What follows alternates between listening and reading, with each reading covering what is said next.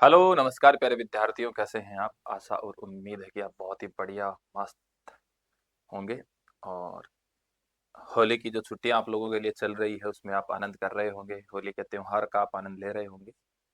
इसी कड़ी में अपन थोड़ा-सा ध्यान देते हैं अपने जीवन की तरफ कि आपका जो ड्रीम है, उसकी तरफ भी आपको देखना ज़रूरी हो जाता है। तो इसीलिए हमारी क्लासेस तो रेगुलर आपको पता चलती ही है।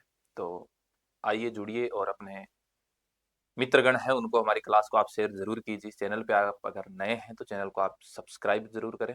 बेल आइकन को तो प्रेस करना भूलिएगा मत, ताकि किसी भी वैकेंसी का अगर नोटिफिकेशन आएगा, कोई भी अपडेटेशन आएगा ऐसी स्थिति में, या कोई भी क्लास से रिलेटेड कोई नोटिफिकेशन आएगा, तो वो सबसे पहले आपके मोबाइल पे, आपकी स्क्रीन पे सामने आएगा।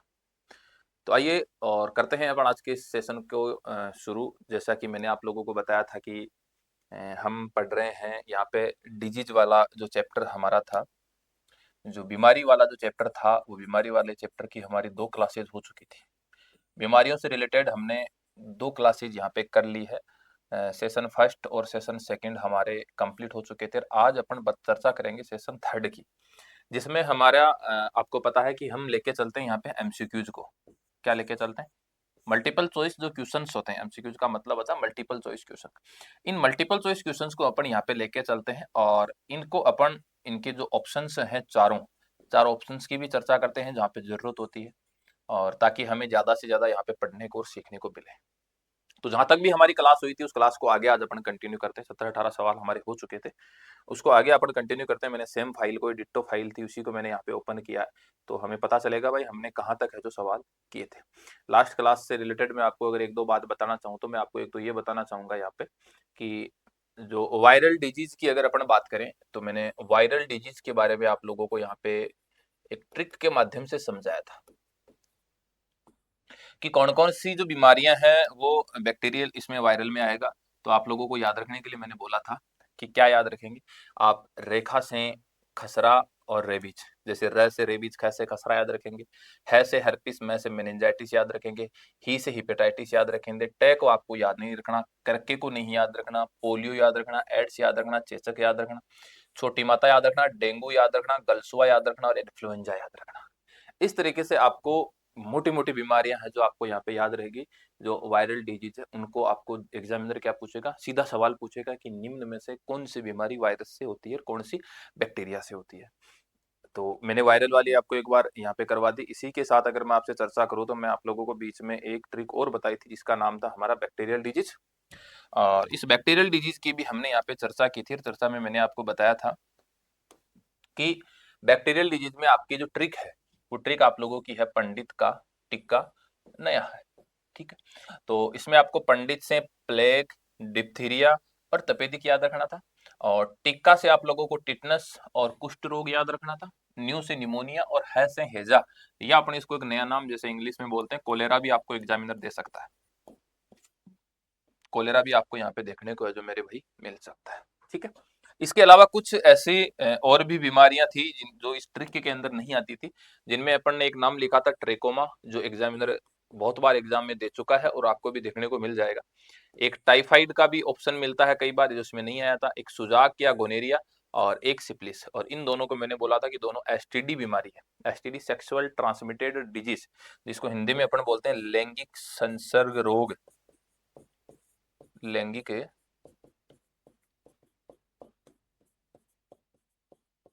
संसर्ग रोग है। ऐसी बीमारियां जो सेक्सुअल एक्टिविटीज के दौरान एक व्यक्ति से दूसरे व्यक्ति में ट्रांसमिट हो जाती है, ऐसी बीमारियों को अपन सेक्सुअल ट्रांसमिटेड डिजीज या लैंगिक संसर्ग रोग के नाम से अपन यहाँ पे जानते हैं। ये हमारा सवाल हो गया था, और इसके आगे जो हमारा पहला सवाल आज की क्लास का आपका रहने वाला है, वो आप लोगों के सामने रहेगा। ये सवाल आपको बोल रहा है कि टीबी के बारे में असत्य कथन, the following is a false statement about TB. TB को अपन बोलते हैं ट्यूबरकुलोसिस। क्या बोलते हैं? ट्यूबरकुलोसिस। टीबी को किस नाम से जानते हैं? हम बोलेंगे टीबी को ट्यूबरकुलोसिस के नाम से जानते हैं।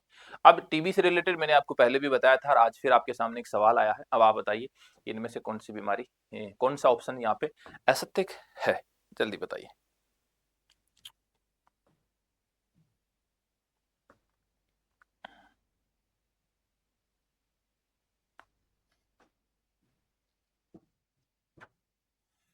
देखो भाई, अगर मैं कल वाली फाइल को थोड़ा सा ओपन करने की कोशिश करूं पीछे, तो आप लोगों को यहाँ पे एक सवाल पूछा था, जस्ट पीछे वाला सवाल ही आप लोगों को यहाँ पे दिया था। और इस सवाल में मैंने आपसे पूरी चर्चा की थी, जिसमें पूछा था body symptom is a symptom of which disease, की किससे रिलेटेड है, कि जिसमें बलगम जो आता है, खांसी जो आती है उसके साथ बलगम आता है, और बलगम के साथ क्या आता है, ब्लड आता है। ये जो करेक्टर्स था, ये किसका करेक्टर्स था, ये था टीबी का, ट्यूबरकुलोसिस या टीबी अपन इसको बोल सकते हैं, ठीक है। अब इस ट्यूबरकुलोसिस के कुछ करेक्टर्स मैंने आपको और भी बताए थे इधर आपको, कि खांसी ब्लड वाला हो सकता है, इफेक्टेड पार्ट अगर आपको पूछेगा तो लंग से, इसके अलावा वजन घटना, बॉडी में कंपकंपी वगैरह होना, बुखार आना, ये सारे इसी के करेक्टर्स थे। और इससे रिलेटेड मैंने आपको कुछ बातें और बताई थी जो एग्जामिनर आपको पूछ सकता है। देखो क्या क्या नाम दिया था मैंने आपको, बोला था इसे तपेदिक के नाम से जानते हैं, टीबी के नाम से जानते हैं, यक्ष्मा या क्षय रोग के नाम से जानते हैं। ये इसके क्या थे, अदर नेम थे। और इसका जो पैथोजन था, वो पैथोजन था इसका माइक्रोबैक्टीरियम ट्यूबरकुलोसिस, ये इसका पैथोजन था। इसकी एक वैक्सीन मैंने आपको बताई थी जिसका नाम था बीसीजी, और बीसीजी में बैसिलस कॉलमेट-ग्यूरिन, बी, सी और जी का नाम था। और इसको इलाज की जो ट्रीटमेंट की जो पद्धति है उसको हमने नाम दिया था डोट्स पद्धति। क्या नाम दिया था, डोट्स पद्धति। अब अगर आप लोग इन चीजों को पढ़े और टीबी को अगर ध्यान से देखें, तो टीबी में आप लोगों ने जब करेक्टर्स पढ़ा तो इसमें आपने देखा था बलगम वगैरह, ब्लड वगैरह।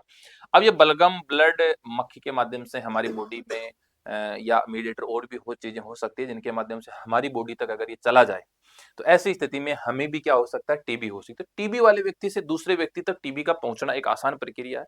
तो ये संक्रामक इन्फेक्शियस डिजीज के अंतर्गत भी अपन इसको बोल सकते हैं, कि आपका जो ट्यूबरकुलोसिस है वो किसके अंतर्गत आएगा, तो अपन बोलेंगे ये आएगा इन्फेक्शियस डिजीज। किसके अंतर्गत आएगा, इन्फेक्शियस डिजीज के अंतर्गत आएगा।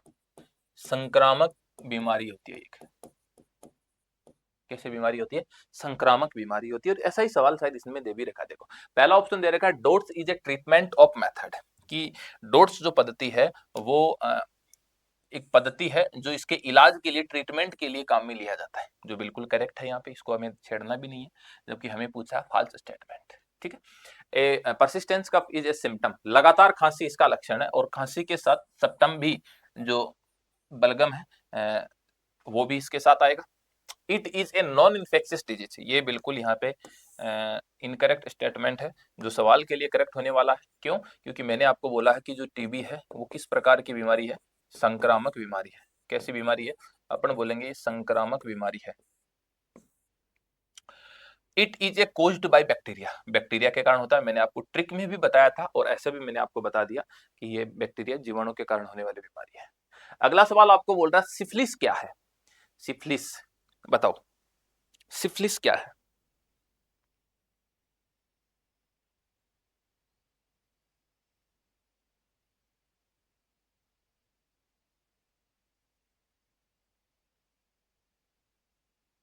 बताएगा कोई, वैसे इसके बारे में थोड़ी सी चर्चा मैंने देखो इधर की भी है। ये रहा, एक वर्ड लिखा था मैंने यहाँ पे, अगर आप छोटी छोटी चीजों पर गौर करते हो तो आपके सामने चीजें वही घूम फिर के आ ही जाती है वापस। देखो सिफिलिस क्या है, आप बोलेंगे सर सिफिलिस एक बीमारी है, बिल्कुल करेक्ट है भाई, आपने बोला तो बिल्कुल सही बोला, गलत थोड़ी बोला आपने। सिफिलिस क्या है, सिफिलिस एक बीमारी है।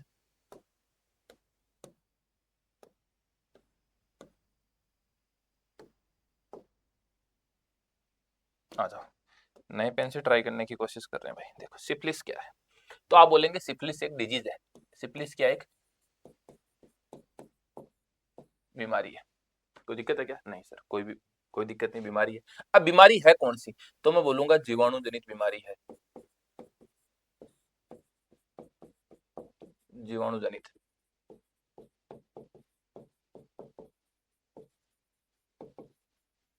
बैक्टीरियल डिजीज है।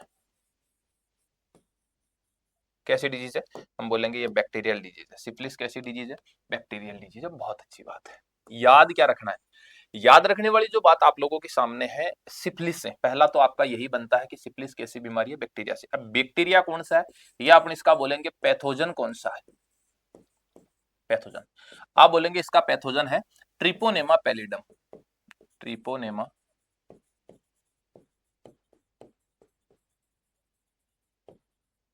पैलिडम। ये इसका क्या है, पैथोजन। पैथोजन का मतलब जनक, रोग जनक भी बोल सकते हैं पैथोजन, या जो बीमारी को फैलाएगा उसको हमने नाम दिया ट्रिपोनेमा पैलिडम। इसके साथ मैंने आपको इसमें एक वर्ड बताया था, उस वर्ड को हम यहाँ पे दोबारा यहाँ पे लिख रहे हैं कि ये जो सिफिलिस है ये एसटीडी डिजीज है, एसटीडी सेक्सुअली ट्रांसमिटेड डिजीज है। होता क्या है कि अगर मैं फीमेल बॉडी की बात करूं और मेल बॉडी की बात करूं तो इन दोनों को दिक्कत होती है। अब दोनों को दिक्कत क्यों होती है? ये सेक्सुअल एक्टिविटीज के दौरान ऐसा होता है कि फीमेल का जो वेजाइना का पार्ट है, वेजाइना का पार्ट है, उस वेजाइना में दिक्कत होती है, और मेल का जो पेनिस का पार्ट है, उस पेनिस वाले पार्ट पे क्या होता है, रेड कलर के, या अपने ऐसा बोल सकते हैं रेडनेस, छोटे छोटे दाने आ जाते हैं और जो बहुत ज्यादा खुजली पैदा करते हैं। तो एक बॉडी से दूसरी बॉडी में जाएगा, जिसकी वजह से हमने इसको नाम दिया एसटीडी, सेक्सुअली ट्रांसमिटेड डिजीज। ऐसी स्थिति में इसके लिए अगर आपको सवाल पूछेगा कि इनमें से कौन सा स्टेटमेंट सही है, एसेक्सुअली ट्रांसमिटेड डिजीज बिल्कुल करेक्ट है। नहीं, असंक्रामक नहीं है, एक व्यक्ति से दूसरे व्यक्ति में जाएगा तो संक्रामक है। ओनली इफेक्टिव केवल महिला में नहीं, केवल पुरुष में भी नहीं, केवल महिला में नहीं, दोनों में होता है। तो ऑप्शन नंबर 1 आपका मेरे राजा क्या जाएगा, करेक्ट। सेक्सुअली ट्रांसमिटेड डिजीज एक बीमारी है जिसको बोलते हैं ट्रिपोनेमा पैलिडम। एसटीडी रोग है, मेल और फीमेल दोनों को संक्रमित करता है, एक बॉडी से दूसरी बॉडी में जा सकता है। माता अगर संक्रमित है तो उसके बच्चे में ऐसा हो सकता है। जीवाणु जनित है, पैथोजन इसका ट्रिपोनेमा पैलिडम है।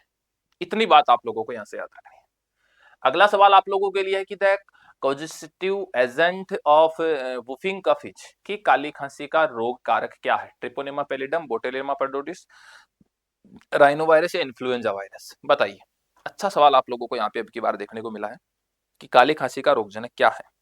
काली खांसी के बारे में हमारी चर्चा हुई नहीं है, केवल हमने इसका एक वैक्सीन देखा था, उसके अलावा हमने देखा नहीं इसके बारे में कुछ।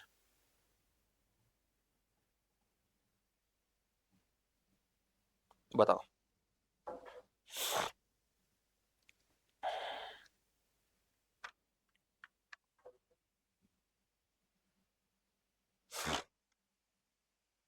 चले आओ।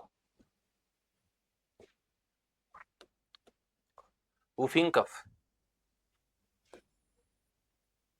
क्या दे सकते हैं? काली खांसी। क्या नाम है? काली खांसी।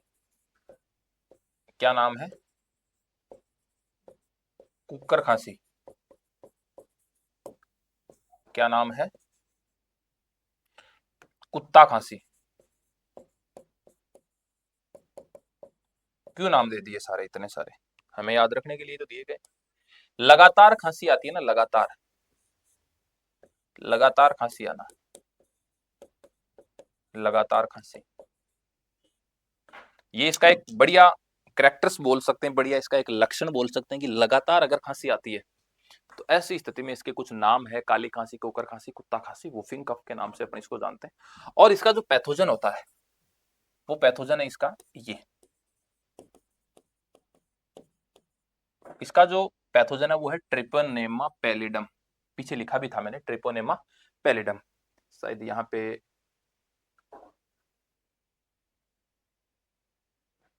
नहीं नहीं नहीं, ये गलत लिख दिया यहाँ पे।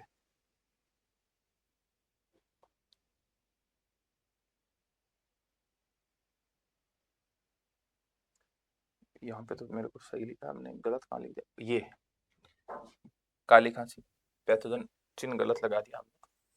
बोर्डेटेला पर्टुसिस, ये तो मैं इसे बता रहा हूँ कि आपका ट्रिपोनेमा पैलिडम तो उधर जाएगा आपका। कि जो सिफिलिस जो बीमारी थी उसके लिए जाएगा ट्रिपोनेमा पैलिडम, और टीपी है ये, है ना, ट्रिपोनेमा टीपी के नाम से आप इसको बोल सकते हैं, सिफिलिस। बोर्डेटेला पर्टुसिस, ये इसका क्या रहेगा? पैथोजन रहेगा। तो पैथोजन की अगर अपन चर्चा करें तो पैथोजन को अपन बोलते हैं रोगजनक। और सिफिलिस का रोगजनक तो हमने ट्रिपोनेमा पैलिडम देखा, और काली खांसी, कुकर खांसी का बोर्डेटेला पर्टुसिस, और लगातार इसमें सूखी खांसी आती है जिसकी वजह से फेफड़ों में भी क्या होती है, दिक्कत होती है। राइनो वायरस आपका जुकाम का है, इन्फ्लुएंजा है, राइनो वायरस आपके दोनों जुकाम के हैं। बोला जुकाम जाता है, लिखा जुकाम जाता है, तो इन्फ्लुएंजा भी इसी का और राइनो वायरस भी जुकाम का ही। करेक्ट। आइए आगे। Which statement is true? DPT vaccine is given for whooping cough. Coleromycetin is used for trachoma. Trachoma cause vision loss. All the above. इनमें से आप लोगों को सत्य कथन की पहचान करनी है कि इनमें से आपका सत्य कथन कौन सा है। बिल्कुल अच्छा सवाल आप लोगों को यहाँ पे दिया है।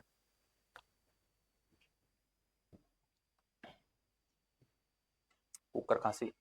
पीछे भी आप लोग इसको, जैसे इधर भी था आपका कुकर खांसी, और इससे पहले भी मैंने आपको बता दिया कुकर खांसी का जो वैक्सीन होता है वो कौन सा है। और यहाँ पे आप लोग देख सकते हैं DPT vaccine given for whooping कफ।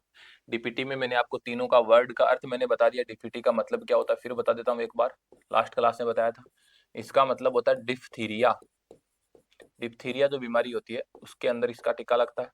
इसके अलावा पर्टूसिस, पर्टूसिस इसी को बोलते हैं काली खांसी को।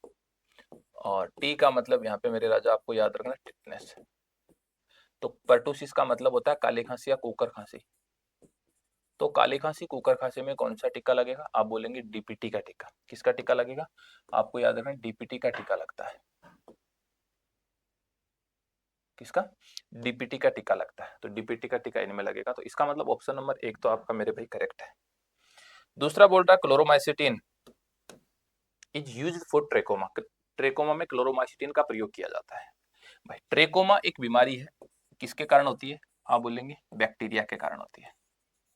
बैक्टीरियल डिजीज है ट्रेकोमा, मैंने आपको बोला भी है। ट्रेकोमा कैसी बीमारी, याद रखेंगे बैक्टीरिया। क्या होता है इसमें, अपन बोलेंगे आई रेड, आंखें लाल और बहुत ज्यादा लाल। एलर्जीटिक बोल सकते हैं, एक व्यक्ति से दूसरे व्यक्ति में जाने वाली बीमारी है।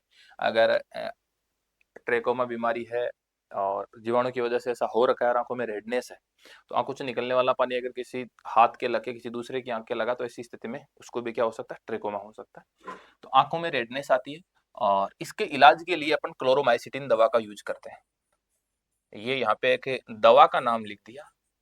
तो दवाओं का नाम, वैसे तो कितनी बीमारियों के याद रखेंगे, डॉक्टर थोड़े ही कि दवाओं के नाम याद रखें, लेकिन फिर भी ट्रेकोमा के इलाज के लिए क्लोरोमाइसिटिन का है जो यूज मेरे भाई होता है, करेक्ट है।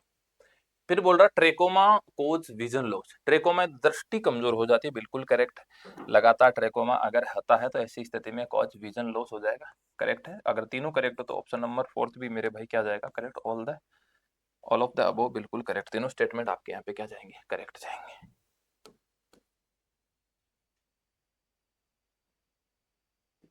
अगला सवाल बोल रहा है the disease caused by A virus is not. अब बताओ वायरस से होने वाली बीमारियों में कौन सी शामिल नहीं है।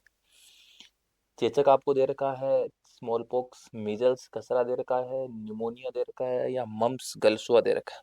वैसे इनके बारे में हमने चर्चा क्लास में कर ली है कि कौन सी वायरल है और कौन सी बैक्टीरियल है।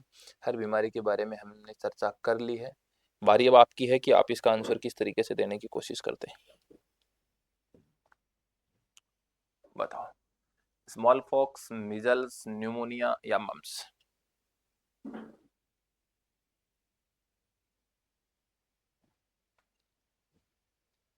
याद करो मैंने आपको ट्रिक बताई है, पंडित का टिक्का नया है। पंडित का टिक्का न्यू है। न्यू से हमने नाम लिखा था न्यूमोनिया, और वो किसके लिए लिखा था, बैक्टीरिया वाले के लिए।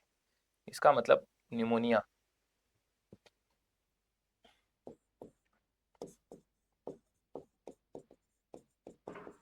ये बैक्टीरियल है, और इसका पैथोजन हमने लिखा था डिप्लोकोकस न्यूमोनी।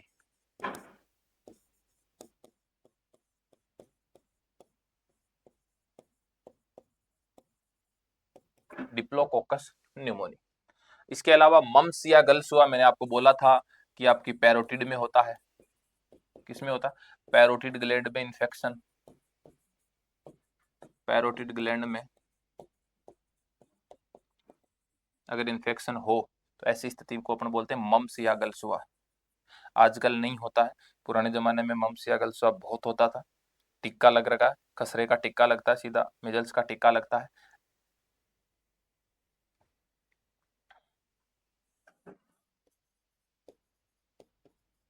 ये लो, और तो क्या बताऊं, बताओ आपको इसकी वैक्सीन मिजल्स, मम्स और रूबेला, तीनों के लिए एमएमआर का टीका लगेगा। कौन सा टीका, एमएमआर का टीका। तीनों को याद भी रख सकते हैं आप, मिजल्स, मम्स और रूबेला, तीनों वायरस हैं। मिजल्स भी वायरस वाला है, मम्स भी वायरस वाला है, रूबेला भी वायरस वाला है। तो आप लोग इसके लिए याद रखेंगे एमएमआर का वैक्सीन, ठीक है। खसरा हो गया, गलसुआ हो गया और चेचक। स्मॉल पॉक्स, छोटे छोटे शरीर के ऊपर क्या हो जाते हैं, दाने हो जाते हैं, इसी को अपन क्या बोलते हैं, स्मॉल पॉक्स, ठीक है।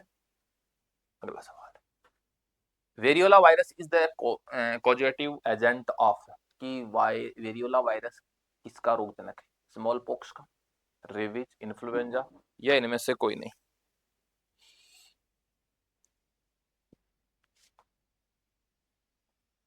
बताओ वेरियोला वायरस।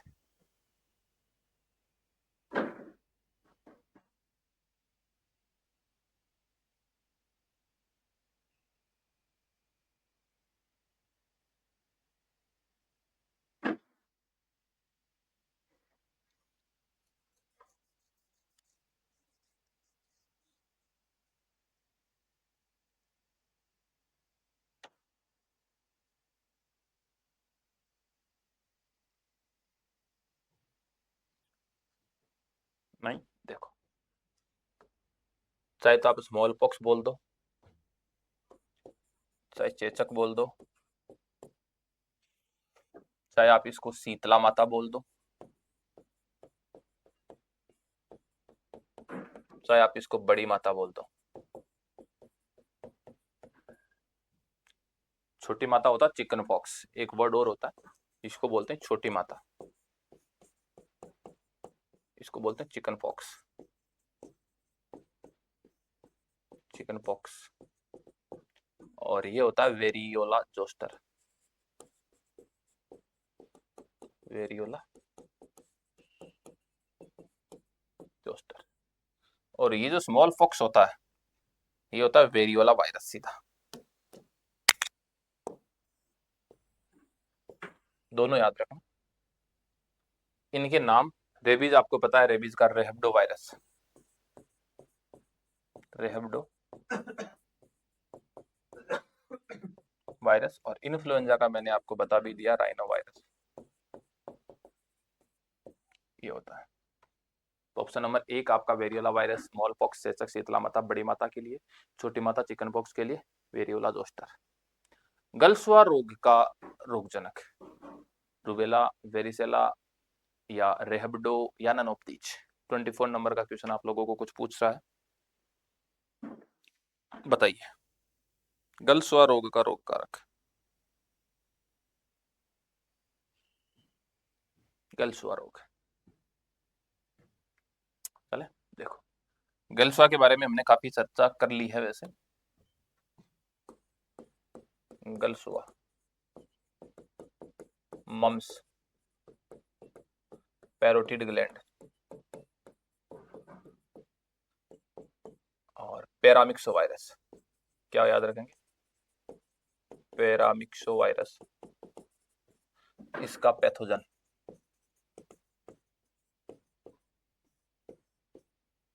कि गलसुआ गले में होने वाली बीमारी है, गले में स्वेलिंग,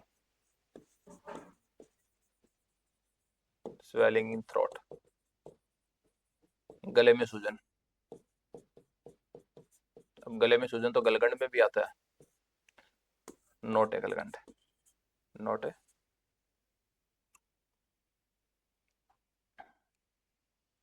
क्या बोलते हैं गलगंड को? नोट है गलगंड रोग।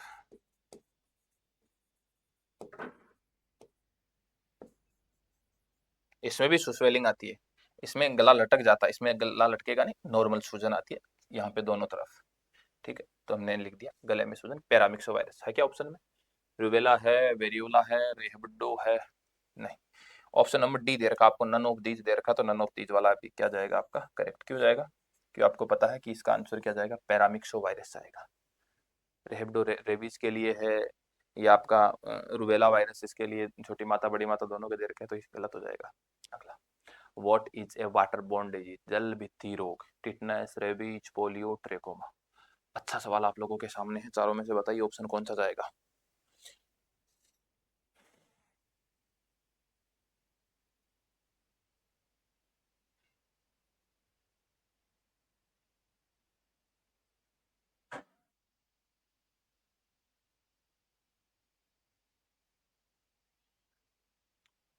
क्या हुआ? नहीं, सबको पता है।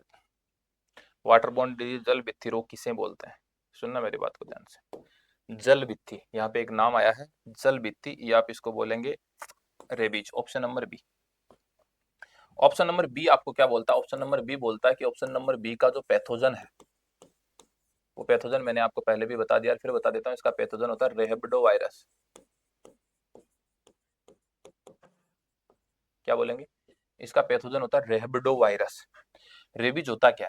रेबीज, ये जो रेबिडो वायरस होता है, ये रेबिडो वायरस पाया कहाँ जाता है? ये वेक्टर की अगर अपन बात करें तो आप वेक्टर के तौर पे ये बोल सकते हैं, चाहे तो आप चमगादड़ से फैला दो इसको, बैट से फैला दो, या आप इसको कैट से फैला दो, बिल्ली, या आप इसको मंकी, बंदर से, या आप इसको कुत्ते से, कुत्ता, कुत्ता। ये जो मैंने इतनी चीजें लिखी है ना, इन सब की लार में, कि बैट, कैट, मंकी, आपका डॉग, इन सब की लार्वी जो सलाइवा होती है, इस सलाइवा में ये रेबिडो वायरस पाया जाता है। अब ये रेबिडो वायरस अगर बॉडी में गया तो आदमी को जल से डर लगेगा। किससे? जल से।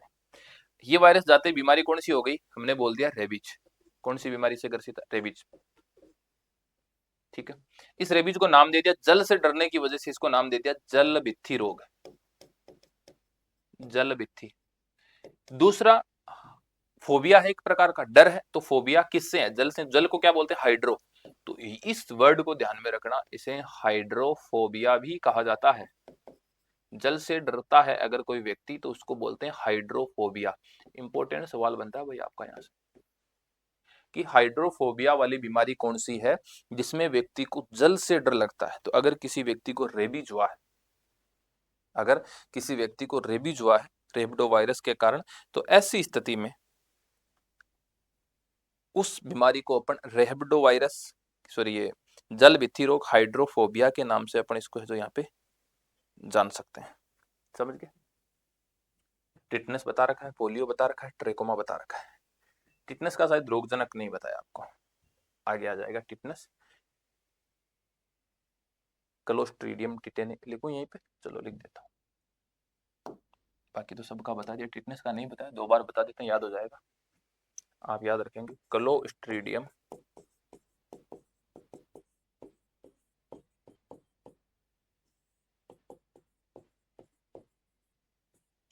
क्लोस्ट्रीडियम टिटेनी,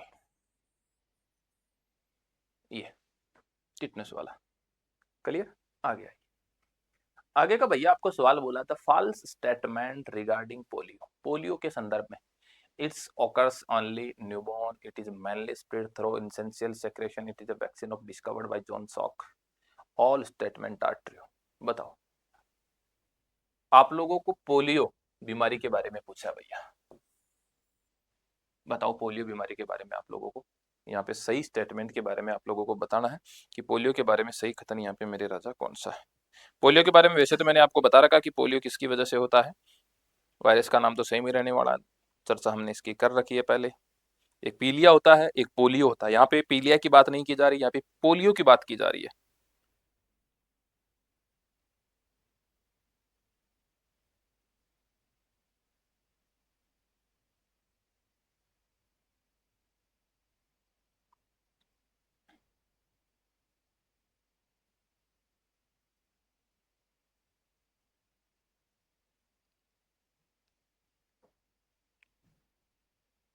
बताएंगे कोई?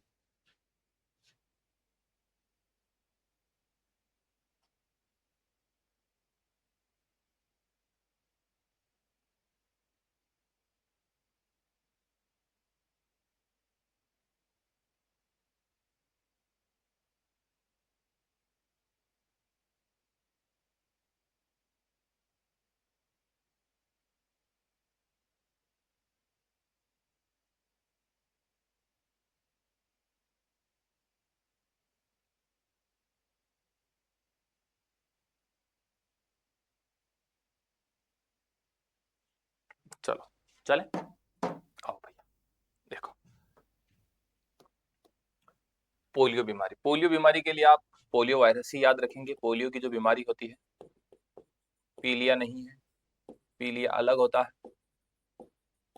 या हम पीलिया की चर्चा नहीं कर रहे, पोलियो की चर्चा कर रहे हैं। और पोलियो का वायरस का नाम भी क्या बोलेंगे? आप बोलेंगे पोलियो वायरस। क्या बोलेंगे? पोलियो वायरस ही बोलेंगे आप इसको। अब ये जो पोलियो वायरस मेरे भाई होता है, इस पोलियो वायरस में और कुछ नहीं पूछा जाता। आप छोटे थे तो आपको एक दवा पिलाई गई थी जिसका नाम था ओपीवी। ओपीवी एक वैक्सीन होता है।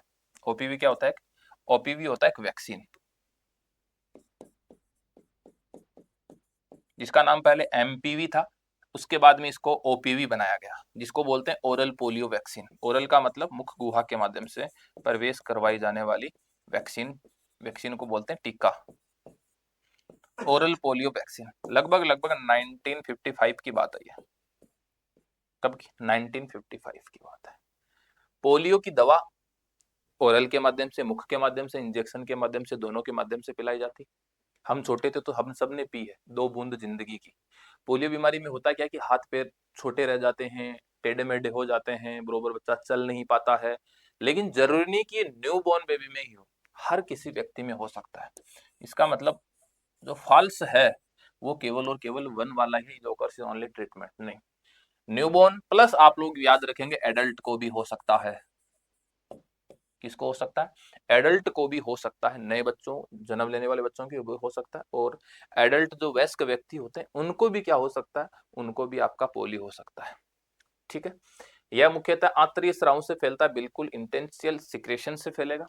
Vaccine was discovered by John Salk. इसकी खोज जॉन सोल्क ने की थी। इसका जो टिक्का बनाया गया था वो जॉन सोल्क के द्वारा बनाया गया था।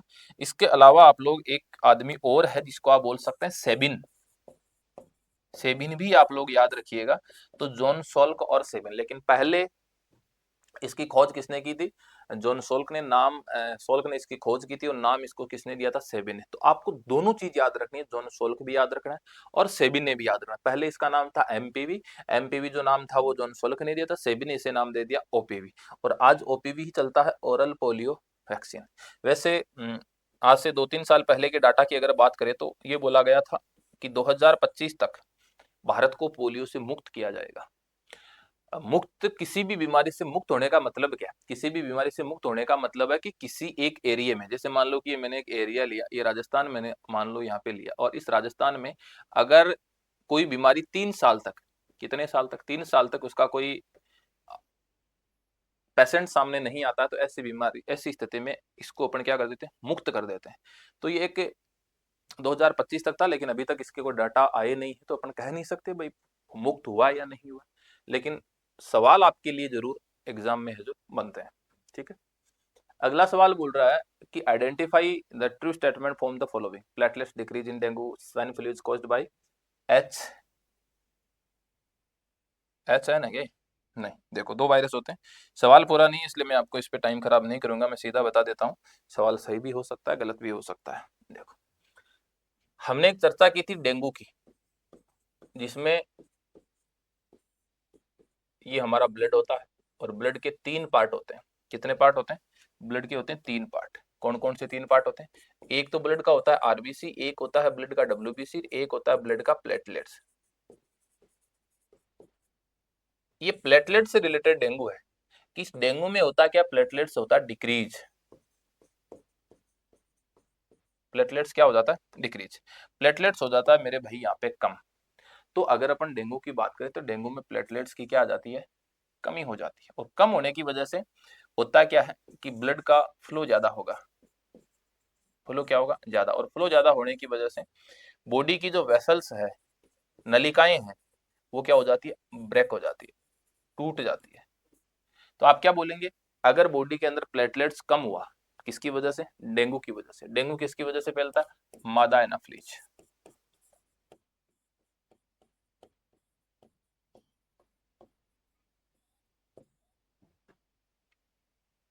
ठीक है। बोल रहा swine flu is caused.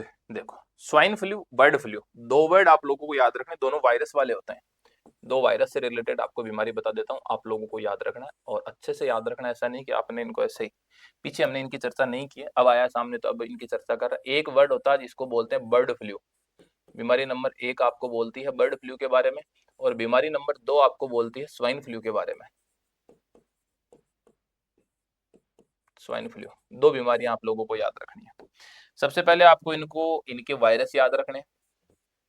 Swine flu का जो वायरस होता है वो होता है H1N1।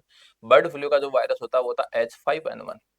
इसमें आपको क्या दे रखा है इधर, इधर आपको दे रखा है swine flu is caused by H1N1 नहीं दे रखा, लेकिन अगर अपन इसको दो तरीके से लिख सकते हैं, अगर ऑप्शन में H1N1 होता तो आंसर क्या होता, H5N1 होता तो आंसर क्या होता। ठीक है, इनकी चर्चा करेंगे, पहले इधर आइए आप वापस। तो H1N1 और H5N1, तो बर्ड फ्लू का जो वायरस है, वायरस ये अपन इसको बोलेंगे पैथोजन, क्या बोलेंगे, वायरस या अपन इसको बोलेंगे पैथोजन। तो इसका जो पैथोजन मेरे भाई होगा वो आप लोगों को याद रखना है, H5N1 और H1N1 दोनों के अलग अलग याद रखने। ऐसे याद रखना कि जो बड़ा है उसके छोटे वाले हैं और जो छोटा है उसके बड़े वाले वायरस है, ऐसे याद रख लीजिए। इसके अलावा आपको एग्जामिनर वेक्टर भी पूछता है, क्या बोलेगा, आपको एग्जामिनर वेक्टर वाहक भी पूछता है। तो वाहक की अगर अपन जब भी चर्चा करेंगे तो वाहक तो मेरे भाई बताना पड़ेगा, इसका वाहक कौन है, इसका वाहक कौन है, दोनों के वेक्टर आपको याद रखने पड़ेंगे। तो जो बर्ड फ्लू है इसका वेक्टर तो आपको याद रखना है मुर्गी, और इसका याद रखना आपको सुअर। ये दोनों एग्जामिनर एग्जाम में पूछता है कि बर्ड फ्लू का वेक्टर कौन है और स्वाइन फ्लू का वेक्टर कौन है, दोनों के वेक्टर भी आप लोगों को यहाँ पे याद रखने इंपॉर्टेंट है भाई दोनों चीज, और दोनों ही वायरस के कारण होता है। किसके कारण होता है, वायरस के कारण होता है। अब आप लोग अगर ये बोलेंगे कि सर पहला तो यहाँ पे सही है, पहला तो करेक्ट है, दूसरा बोल रहा है swine flu is caused A H1N1, अगर H1N1 हमने दिया होता या तो हमारा ऑप्शन केवल एक वाला नहीं होता, केवल दो, एक व दो हम कर सकते हैं, दोनों भी सही कर सकते हैं, लेकिन मैंने आपको बता दिया कि ऐसी स्थिति में अगर आपका यहाँ पे H1N1 होगा तब तो हमारा बिल्कुल करेक्ट है, तो हम बोलेंगे दोनों सही है। और अगर H5N1 होता तो अपन बोलते केवल एक सही है। बताओ क्लियर हो रहा है कि नहीं हो रहा धीरे धीरे चीजें। आगे का सवाल आपको क्या बोल रहा है मेरे भाई, 28 नंबर का क्वेश्चन आपको बोल रहा है निम्न में से कौन कवक जनित है, which of the following disease is caused by a fungus, malaria, colour blindness, AIDS या एथलीट फुट। बताओ निम्न में से कौन सी बीमारी कवक जनित है, मलेरिया, वर्णांधता, एथलीट फुट।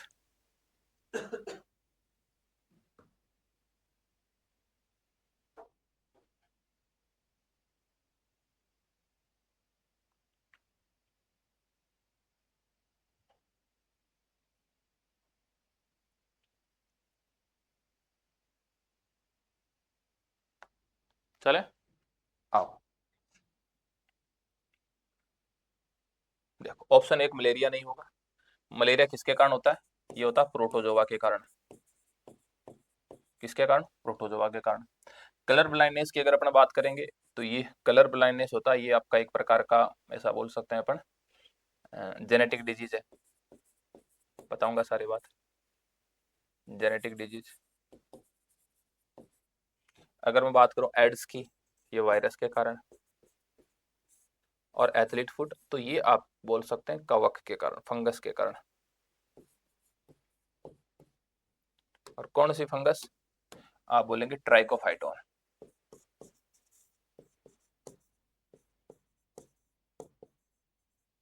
किसके कारण होता है, ये ट्राइकोफाइटोन के कारण होने वाली बीमारी है मेरे भाई।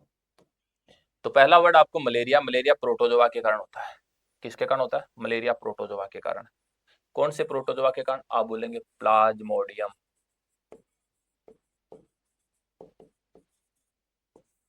प्लाज्मोडियम। ठीक है, कलर ब्लाइंडनेस में व्यक्ति रेड कलर, ग्रीन कलर और ब्लू, इन तीनों में डिफरेंस नहीं कर पाता, कलर ब्लाइंडनेस लेकिन है कैसी बीमारी, आप बोलेंगे जेनेटिक होती है। जेनेटिक का मतलब जन्म से साथ आने वाली बीमारी है, इसलिए अपन ने इसको क्या बोल दिया, इसलिए हमने इसको बोल दिया जेनेटिक्स डिजीज। क्या बोल दिया, इसको हमने बोला जेनेटिक डिजीज। ऐसी बीमारियां जो व्यक्ति में, लिख देता हूं मैं, दो वर्ड लिख रहा हूं यहाँ पे, एक तो मैं लिख रहा हूं जेनेटिक डिजीज,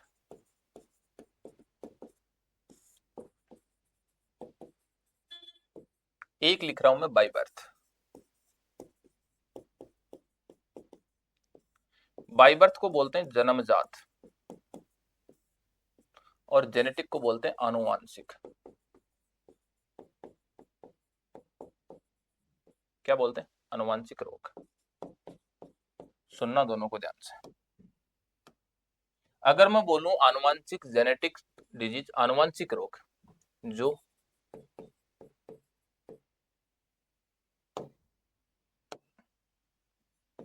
एक पीढ़ी से, फर्स्ट जनरेशन से दूसरी पीढ़ी में ट्रांसफर हो जाए, एक पीढ़ी से दूसरी पीढ़ी में आती है, ऐसे बोल सकते to transfer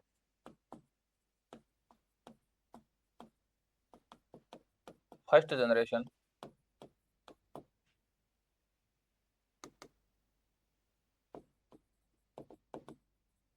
to second generation. या आप, मैं केवल हिंदी लिख देता हूँ, इंग्लिश वाले देख लेना, समझ जाना बात को। कि जेनेटिक डिजीज, आनुवंशिक रोग, ऐसी बीमारी जो एक पीढ़ी से दूसरी पीढ़ी में जाती है उसको अपन बोलते हैं आनुवंशिक। बाई बर्थ, बाई बर्थ तो समझ ही गए, जन्म से आने वाली बीमारी, जन्म के साथ,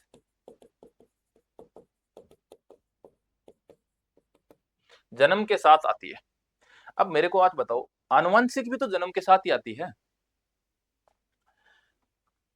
कुछ जगह आपको ऐसा सुनने को मिलेगा, कुछ टीचर्स भी आपको ऐसा बता देंगे कि चाहे तो आप जेनेटिक बोल दो और चाहे आनुवंशिक बोल दो, एक ही बात है। मेरे भाई एक बात नहीं है, अलग अलग बात है।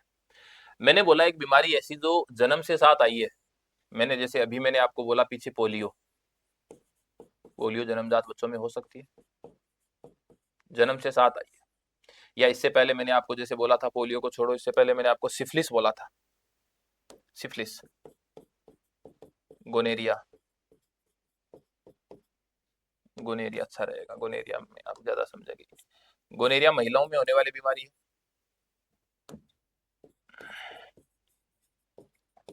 फीमेल डिजीज है। जब कोई फीमेल अपने बच्चे को जन्म देती है, उसके अंदर अगर गोनेरिया है तो उसके बेबी में भी जाएगा। लेकिन अगर इस बेबी की शादी हो जाएगी, इससे जो बच्चा आएगा, क्या उसमें भी ये जाएगा? कोई जरूरी नहीं है। इसका मतलब जन्मजात को तो आनुवंशिक बोल ही नहीं सकते अपन। मेरा कहने का मतलब मेरे भाई ये है कि जेनेटिक्स डिजीज मैंने मान लिया फर्स्ट जनरेशन से सेकंड जनरेशन में जा रहा है, फर्स्ट से ये ट्रांसफर हो रहा है सेकंड में, बहुत अच्छी बात है। कौन सी? हम बोलेंगे जेनेटिक्स डिजीज, कोई बात नहीं। इस आधार पे मैं आपको स्टेटमेंट दे रहा हूं। स्टेटमेंट फर्स्ट बोलता है सारे आनुवंशिक रोग, ऑल, सारे आनुवंशिक रोग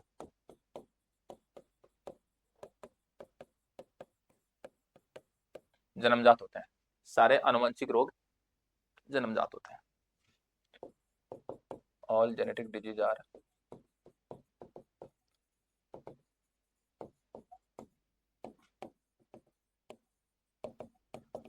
बाय बर्थ। दूसरा स्टेटमेंट और दे रहा हूं मैं, सेकंड, सारे जन्मजात रोग, सारे जन्मजात रोग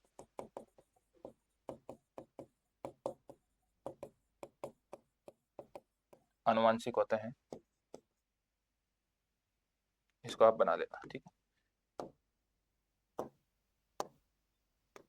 इन स्टेटमेंट को ध्यान से पढ़ो आप दोनों को। ये बोल रहा जितने आनुवंशिक होंगे सारे जन्मजात होंगे, ये बोल रहा जितने जन्मजात होंगे सारे आनुवंशिक होंगे। तो आनुवंशिक रोग तो जन्म से आएंगे ही आएंगे, लेकिन क्या जन्मजात वाले भी आनुवंशिक होते हैं? मैंने अभी एक बीमारी का नाम दिया आपको इधर, मैंने बोला गोनेरिया। तो क्या गोनेरिया जन्मजात है, जन्म से साथ आ सकता है, बच्चे में आ सकता है, लेकिन क्या आनुवंशिक होगा? क्या आनुवंशिक होगा? नहीं, आनुवंशिक तो हर पीढ़ी में जाएगा। मैंने बोल दिया एड्स, एड्स जन्मजात हो सकता है, लेकिन क्या आनुवंशिक होगा? नहीं, सेकंड गलत। पहला आनुवंशिक, जो आनुवंशिक है वो हमेशा माता पिता से ही आएगा।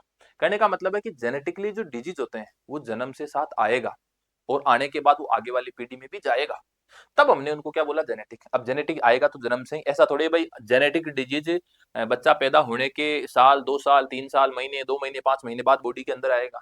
नहीं, वो जन्म से साथ आया है और उसका बच्चा जब खुद बाप बनेगा या माँ बनेगी, ऐसी स्थिति में वो उनकी औलाद में भी, उनके बच्चों में भी क्या होगा? वो ट्रांसफर होगा। तब हमने उनको क्या बोल दिया?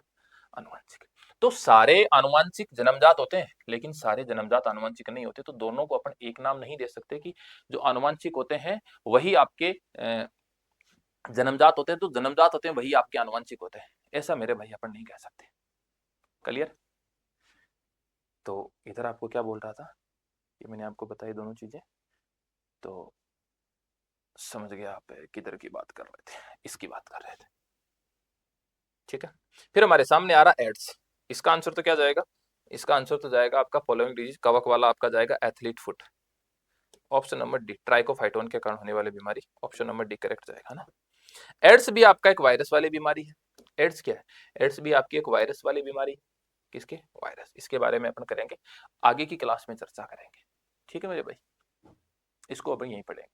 और 28 से आगे अपन क्वेश्चनों की जब शुरुआत करेंगे वो करेंगे कल की क्लास में, तब तक के लिए बाय बाय, टेक केयर, धन्यवाद।